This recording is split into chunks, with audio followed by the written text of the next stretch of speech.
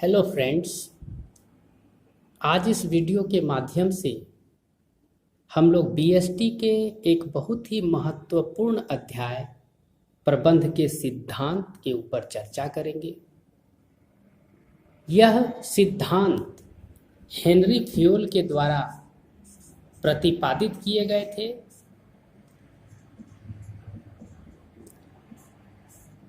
और इनके प्रबंध के कुल 14 प्रिंसिपल हम लोगों को पढ़ने हैं। इन 14 प्रिंसिपल्स में से एक बहुत ही महत्वपूर्ण सिद्धांत है आदेश की एकता, यूनिटी ऑफ कमांड।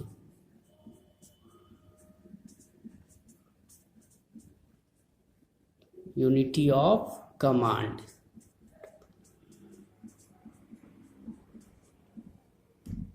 दरअसल इस सिद्धांत के माध्यम से हेनरी फ्योल ने यह बताने का प्रयास किया है प्रबंध शास्त्रियों को, प्रबंधकों को, कि आप अगर सिद्धांतों को भूलेंगे तो प्रबंध का जो प्रमुख उद्देश्य है वह उद्देश्य अपने रास्ते से भटक जाएगा और उनके द्वारा बताए गए सिद्धांतों पर शायद ही कोई प्रबंधक ध्यान न देता हो, क्योंकि हेनरी फ्योल के जीवन को जिन्होंने भी समझा वो इस बात को जानते हैं कि कैसे उन्होंने एक दिवालिया के कगार पर खड़ी कंपनी को टॉप कंपनी के कगार पर लाकर के टॉप कंपनी की श्रेणी में लाकर के खड़ा कर दिया। तो आखिर उनके पास कौन सी जादू थी? हेनरी फ्योल ने कहा कि वास्तव में मेरे पास कोई जादू नहीं है, वरन मैं कुछ सिद्धांतों को मानता हूं और हर एक प्रबंधक को उन सिद्धांतों को मानना चाहिए। उन्हीं सिद्धांतों में से एक सिद्धांत जिसकी चर्चा आज हम लोग करेंगे यूनिटी ऑफ कमांड है।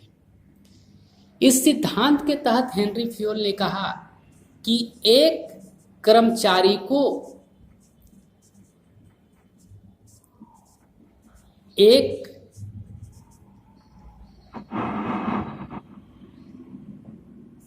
बॉस के द्वारा ही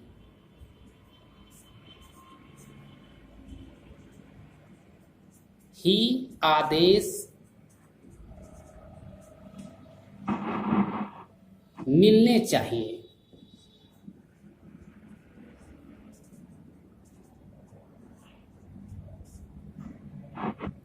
एक कर्मचारी को एक बॉस के द्वारा ही आदेश मिलना चाहिए।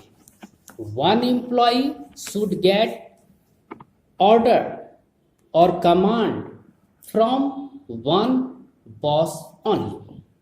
जैसा कि उन्होंने बताया कि प्रबंध के 3 लेवल होते हैं, top level management, middle level management और लोअर लेवल।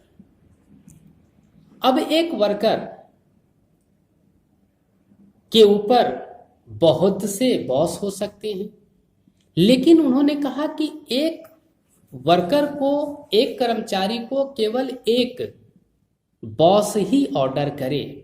एक उदाहरण के द्वारा आप इसे बड़ी आसानी से समझ सकते हैं।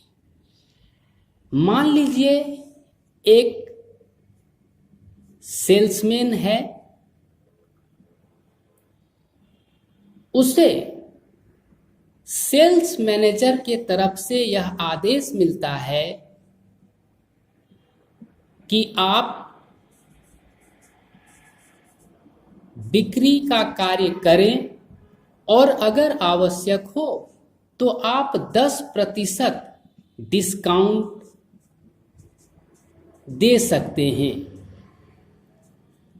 कस्टमर को।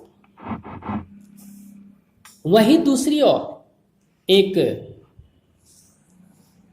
फाइनेंस मैनेजर है जो उसी कर्मचारी को ऑर्डर करते हैं कि आप बिक्री के कार्य के समय 5% से अधिक का डिस्काउंट नहीं देंगे। अब आप देखेंगे यह कर्मचारी 2 लोगों से आदेश प्राप्त कर रहा है। सेल्स पर्सन आदेश प्राप्त कर रहा है सेल्स मैनेजर से, और एक आदेश उसे मिल गया है फाइनेंस मैनेजर से। अब ऐसी स्थिति में बेचारा सेल्स पर्सन तो कंफ्यूज हो जाएगा कि आखिर वह किसकी बात माने। सेल्स मैनेजर के अनुसार वह 10% तक का डिस्काउंट दे सकता है, जबकि फाइनेंस मैनेजर के अनुसार वो 5% तक ही डिस्काउंट देने का अधिकारी है।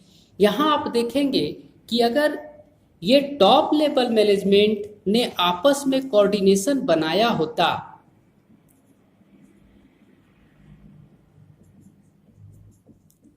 तो इस कर्मचारी को कार्य करने में आसानी होती, लेकिन चूंकि यहाँ लैक ऑफ कोऑर्डिनेशन है, समन्वय तालमेल का अभाव है, इसलिए यह कर्मचारी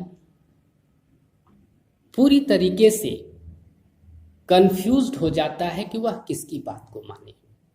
इसलिए हेनरी फ्योल ने कहा कि आपके सबसे बड़े हथियार अगर हैं प्रबंधकों के कुछ, तो वह है उनके यहाँ काम करने वाले उनके कर्मचारी, और उन कर्मचारियों को एक सुंदर काम करने की व्यवस्था मिलेगी। उस व्यवस्था के तहत वह कर्मचारी किसी एक व्यक्ति से ही आदेश प्राप्त करेगा ताकि उसे निर्णय करने में आसानी हो। तो आदेश की एकता यह स्पष्ट तौर पर बताता है कि एक कर्मचारी केवल एक बॉस से ही आदेश प्राप्त करेगा और उसके आदेश के अनुसार ही काम करेगा। यदि उसके ऊपर कई एक अधिकारी होंगे जो उसे आदेश देंगे, तो ऐसी अवस्था में कर्मचारी किसी के भी बात को कंप्लीट तौर पर फुलफिल नहीं कर पाएगा, और यह अवस्था प्रबंध के लिए बहुत ही खराब अवस्था होगी। प्रबंधक अपने उद्देश्य को कभी प्राप्त नहीं कर पाएगा।